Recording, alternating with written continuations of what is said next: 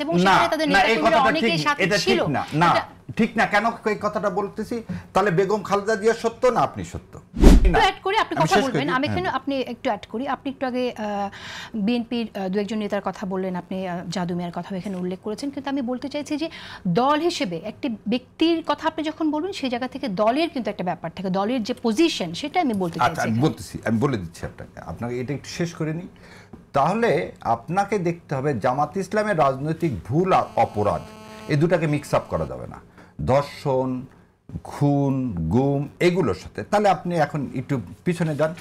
Collaboration অ্যাক্টে 1,10,10,000 লোককে arrest করা হলো, মামলা দেওয়া হলো 2,884টা, সেন্টেন্স দেওয়া হলো 752টা, এবং এই 752টার মধ্যে বাংলাদেশ জামাতে ইসলামের 2 জন ছিলেন, আব্বাস আলী খান এবং AKM ইউসুফ। বাকি সবাই কোন দলের এটা আপনারা ইন্টারনেটে গেলেই দেখতে পাবেন।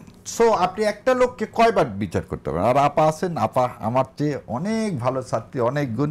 দেখেন, everyone is presume to be innocent until proven guilty.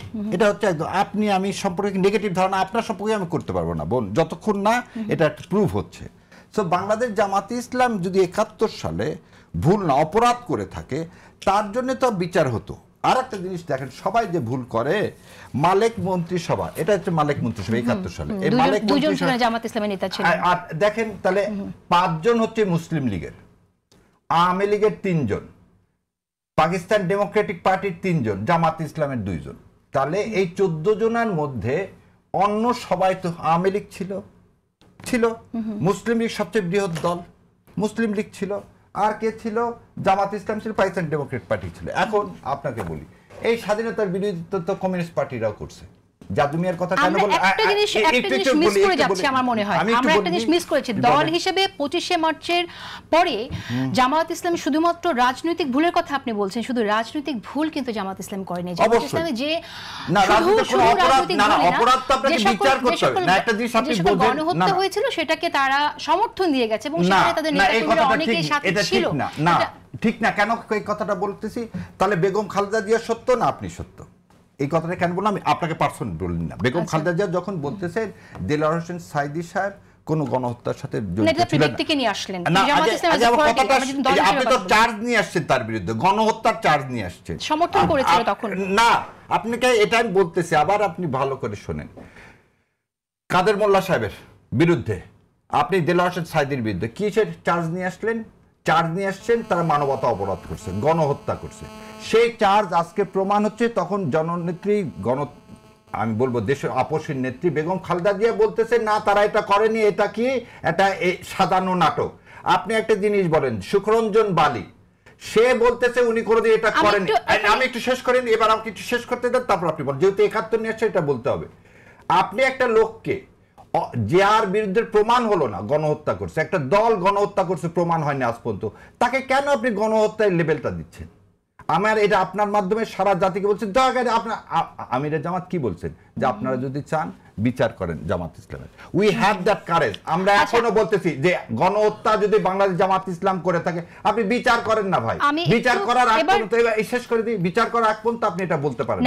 আর দ্বিতীয়টা বলি, এই ধর্মকে এটা আমি একটু বলি, আমাকে একটু বলতে দেন আপনি। হ্যাঁ, আপনি যেটা বলছেন, আপনি একটা ব্যক্তির কথা নিয়ে এসেছেন, সেই ব্যক্তি দোষী ছিল কিনা, সেই যে এখানে সেই বিচার যে ত্রুটিপূর্ণ বিচারে হত্যাকাণ্ড হয়েছে সেটা বোধহয় অনেক আগে আমাদের এই প্রোগ্রামে আমি নিজেই 1973 সালে বিচারের কথা বলছি। এই বিচারে না না এটা বলিনি, 73 সালে জামাত ইসলাম বিচার করলেন না। আপনি বলছেন বিএনপি চেয়ারপারসনের কথা, সেখানে যে ব্যক্তিগুলোকে নিয়ে বিচার করা হয়েছিল সেই বিচারিক ত্রুটির কথা উনি উল্লেখ করেছেন, বারবার বলেছেন, সেটা আমরা জানি। কিন্তু আমি আজকে যে প্রসঙ্গটি নিয়ে এসেছি সেখানে বিএনপি ভারপ্রাপ্ত চেয়ারপারসন তারেক রহমান তিনি বলেছেন, কেউ বলে যে একবার দেখুন না জামাত, তাদের তো দেশের মানুষ 1971 সালে দেখেছে, তারা লাখ লাখ মানুষকে শুধু হত্যাই করেনি, তাদের সহকর্মীরা কিভাবে মা বোনদের ইজ্জত পর্যন্ত লুট করেছিল, এই কথাটি আমাদের মনে রাখতে হবে। এটা তারেক জিয়া রহমান সাহেব শোনেন, প্যানিকড হয়ে জরিপের ফলাফলে যখন দেখতেছে জামাত ইসলাম ভালো করতেছে, আপনি একটা জিনিস বলি, অনেক সময় প্যানিকড হয়ে মানুষ অনেক কথা বলে, এবং আপা প্রথমে যে কথাটা বলছে সেজন্য বলছে আমি পা দিতে চাচ্ছি না, বারবার আপনার এখানে বলতেছি। কোলাবোরেশন অ্যাক্টে তো 1973 সালে আপনি বিচার করছেন, জামাত ইসলামের বিচার করছেন না? জামাত ইসলাম দল হিসাবে তাহলে কি মানবাধিকার যদি করে থাকতো তাহলে সেই রায় কোথায়?